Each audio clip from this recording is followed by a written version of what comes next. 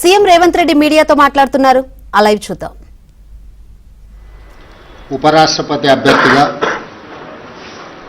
Justice Sudarshan రెడ్డిని ప్రకటించడము తెలుగు ప్రజలకు, ముఖ్యంగా తెలంగాణ ప్రజల యొక్క గౌరవ ప్రతిష్టలను పెంచింది. ఈరోజు దేశ రాజకీయాలలో ఒక పక్కన రాజ్యాంగాన్ని మార్చాలి, రిజర్వేషన్లను రద్దు చేయాలి, ఎన్నికల్లో నెగ్గాలి అంటే ఎన్నికల కమిషన్ను కూడా దుర్వినియోగపరిచి బ్రతికున్న ఓటర్లను చనిపోయినట్టుగా,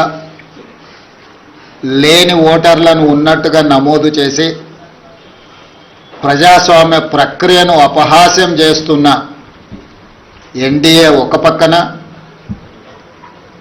మహాత్మా గాంధీ గారి స్ఫూర్తితో సాధించుకున్న ప్రజాస్వామ్యం,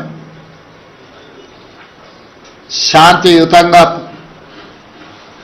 ప్రపంచాన్నే జయించవచ్చు అని ఆదర్శంగా నిలబడిన మహాత్మా గాంధీ గారి స్ఫూర్తితో డాక్టర్ బాబాసాహెబ్ అంబేద్కర్ గారు అందించిన రాజ్యాంగాన్ని రక్షించడం, రాజ్యాంగ స్ఫూర్తిని కొనసాగించడం, రాజ్యాంగబద్ధమైన సంస్థల్ని పరిరక్షించడం, ఇండియా కూటమి ఈరోజు ఇంకొక పక్కన. అందుకే రాజ్యాంగ వ్యతిరేకులైన,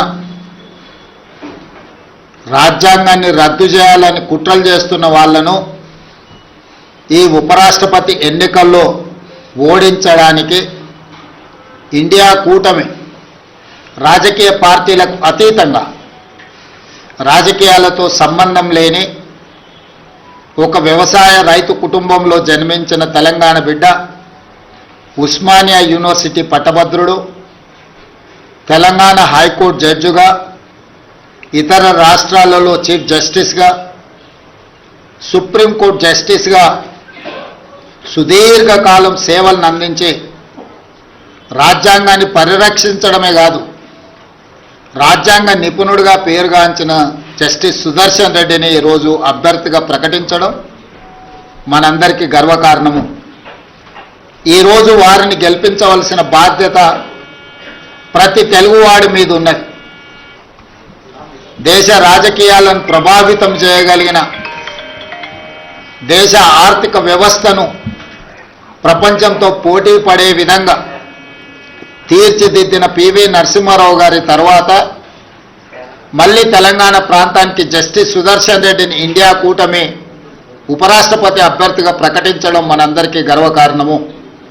అందుకే ఈరోజు తెలంగాణ రాష్ట్ర ప్రభుత్వం తరఫున ఇండియా కూటమి రాజకీయాలకు అతీతంగా న్యాయ నిపుణుడు, న్యాయ కోవిదుడు జస్టిస్ సుదర్శన్ రెడ్డి గారిని అభ్యర్థిగా ప్రకటించడంతో రాజకీయాలకు అతీతంగా మనందరము ఏకం అవ్వాల్సిన సందర్భము. అందుకే ఈరోజు Telugu Desam party, YSR party, BRS party, MIM party, అదేవిధంగా ఉభయ రాష్ట్రాలలో ఉన్న బీజేపీ రాజ్యసభ, లోక్సభ మెంబర్స్ కూడా విజ్ఞప్తి చేస్తున్నా, తెలుగువాడికి దక్కిన గౌరవం జస్టిస్ సుదర్శన్ రెడ్డి ఉపరాష్ట్రపతి అభ్యర్థిగా ప్రకటించడం. అందుకే మనందరం కలిసికట్టుగా 42 మంది లోక్సభ సభ్యులు, 18 మంది రాజ్యసభ